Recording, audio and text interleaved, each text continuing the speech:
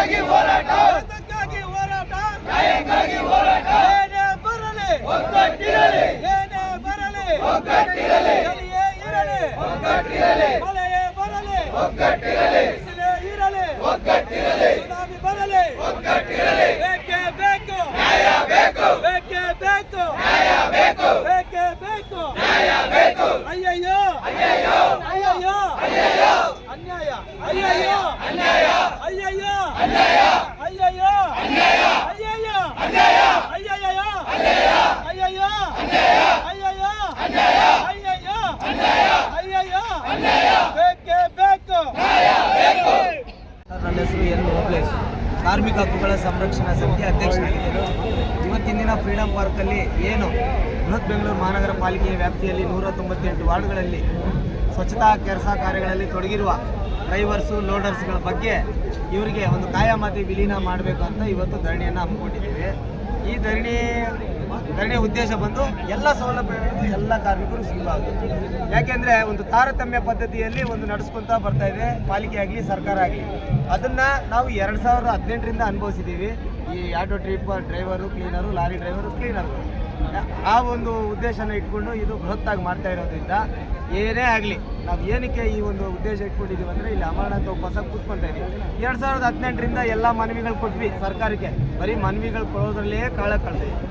ಹೀಗೆ ನಮ್ಮ ಜೊತೆಯಲ್ಲೇ ಮಾಡ್ತಾ ಇರ್ತಕ್ಕಂಥ ನೇರ ವೇತನ ಪೌರ ಕಾರ್ಮಿಕರು ಒಂದೇ ರೋಡಲ್ಲಿ ಅವ್ರು ಕುಡಿಸ್ತಾ ಇರ್ತಾರೆ.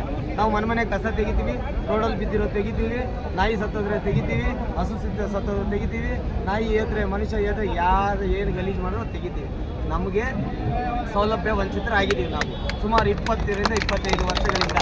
ಸೊ ಅದರಾಗಿ ಈ ಉದ್ದೇಶಕ್ಕಾಗಿ ಸರ್ಕಾರ ಕೂಡ ಪಾಲಿಕೆ ಕೂಡ ಒಂದು ಕಣ್ಣಿಗೆ ಸುಣ್ಣ ಒಂದು ಕಣ್ಣಿಗೆ ಬೆಣ್ಣೆ ಅಂತ ಅಧಿಕಾರಿಗಳ ಜೊತೆ ಏನು ಶಾಮೀಲಾಗಿ ಈ ವ್ಯವಸ್ಥೆಯನ್ನು ಫಸ್ಟ್ ಇರಿಸಿದಾರೋ ಅದಕ್ಕೆಲ್ಲ ಈಗಲಾದರೂ ಒಂದು ಮುಕ್ತಿ ಕೊಡಿಸಿ ಈ ಸದರಿ ಕಾರ್ಮಿಕರಿಗೋಸ್ಕರ ಒಂದು ನ್ಯಾಯ ದೊರಕಿಸ್ಬೇಕು ಅಂತ ನಾವಾಗಿರ್ಬೋದು ತ್ಯಾಗರಾಜ್ ಸಾರು, ಇನ್ನೂ ಹಲವಾರು ನಾಯಕರು, ದಲಿತ ಪರ ಸಂಘಟನೆಯವರು, ಕನ್ನಡ ಪರ ಸಂಘಟನೆಯವರು, ಪೌರ ಕಾರ್ಮಿಕ ಸಂಘಟನೆಯವರು ನಮ್ಗೆ ಯಾರ್ಯಾರು ಬೆಂಬಲ ಕೊಟ್ಟಿದೆ ಅವರೆಲ್ಲ ಉಪವಾಸ ಸತ್ಯಾಗ್ರಹ ಮಾಡೋಕ್ಕೆ ಸಿದ್ಧರಾಗಿದ್ದಾರೆ.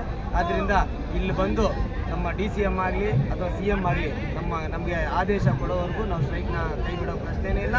ಬೆಂಗಳೂರು ಸಿಟಿ ಎಲ್ಲ ಗಬ್ಬೆದ್ದೋಗ್ಲೇಬೇಕು. ಸರ್, ಇದು ಇಷ್ಟೆಲ್ಲ ನೀವು ಒಳ್ಳೆ